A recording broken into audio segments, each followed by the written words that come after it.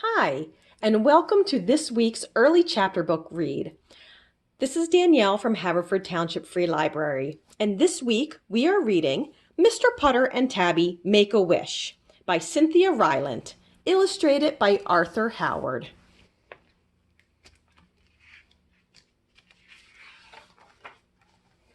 Mr. Putter and Tabby Make a Wish.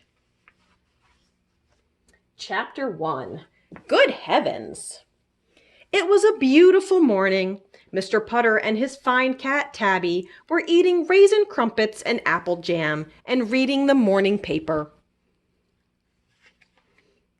Mr. Putter looked at the date of the paper, October 2nd.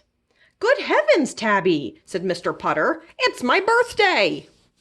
Tabby looked at Mr. Putter and purred. She was a little messy from apple jam, but she was glad it was Mr. Putter's birthday, if birthdays meant apple jam. Mr. Putter put the paper down and began to think. He thought of all his many birthdays, especially those when he was a boy. He had loved birthdays then, and always got a really good present, like a scooter or a model plane kit. He got a cake with candles, he got balloons, he got company. Birthdays were perfect days. But now Mr. Putter was old. Too old for scooters or model plane kits. Too old for balloons. Too old for a cake with candles. He'd need a fire hose to put them out. Mr. Putter was just too old for a birthday. He would not think about it. He would not think about cake or candles or balloons or model plane kits. He would enjoy his breakfast with Tabby instead. "More jam, Tabby?" asked Mr. Putter. Tabby purred. Jam was nice. Jam was fine. Mr. Putter would just have more jam. Chapter 2. Can you wait? Mr. Putter couldn't help it. He wanted more than jam for his birthday. "I am too old for birthdays, Tabby," said Mr. Putter, "but I want one anyway." Mr. Putter decided he could at least have some company. He would invite his neighbor, Mrs. Teaberry, and her good dog Zeke to tea. Mr. Putter called Mrs. Teaberry. He told her it was his birthday. He invited her to tea. "Wonderful," said Mrs. Teaberry, "but first I have to do the dishes. Can you wait?" Mr. Putter said he could wait. He finished reading the paper. Mrs. Teaberry phoned.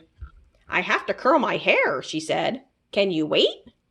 Mr. Putter said he could wait. He took a little snooze. Mrs. Teaberry phoned. "I have to unclog the tub," she said. "Can you wait?" Mr. Putter said he could wait. He read a book. Mrs. Teaberry phoned. "I have to find Zeke's ball," she said. "Can you wait?" Mr. Putter said he could wait. He clipped his nails. Mrs. Teaberry phoned.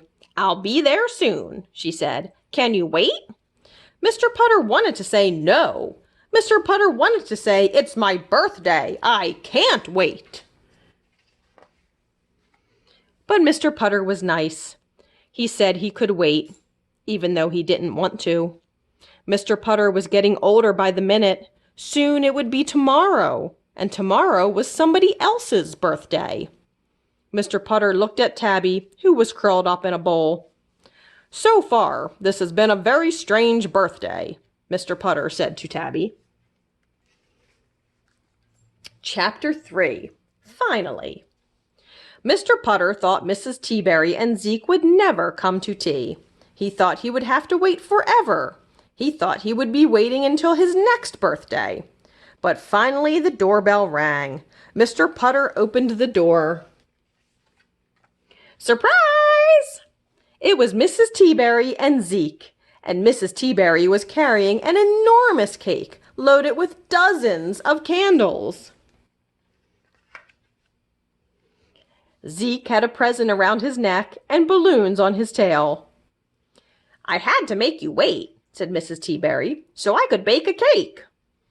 Mr. Putter looked at all the candles. "I'll need a fire hose to put those out," he said. When tea was served and he had opened his present, a model plane kit, Mr. Putter blew out all of his candles. He took 5 big breaths, plus some help from Mrs. Teaberry's hat, but he got them all out.